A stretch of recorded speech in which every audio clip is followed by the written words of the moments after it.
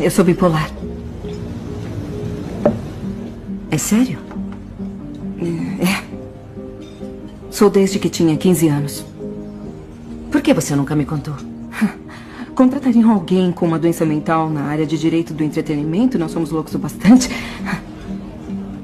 Desculpa. Por que tá me contando agora? Porque você é mais que trabalho. E eu acho que deve saber com quem está lidando se formos nos ver fora do escritório, o que eu gostaria. Mas há períodos em que eu fico incrivelmente deprimida e que eu mal consigo me mexer. E aí fica difícil conviver comigo.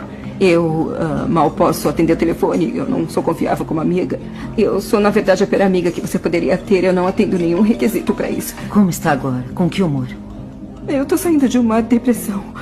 Essa noite eu vou ficar louca.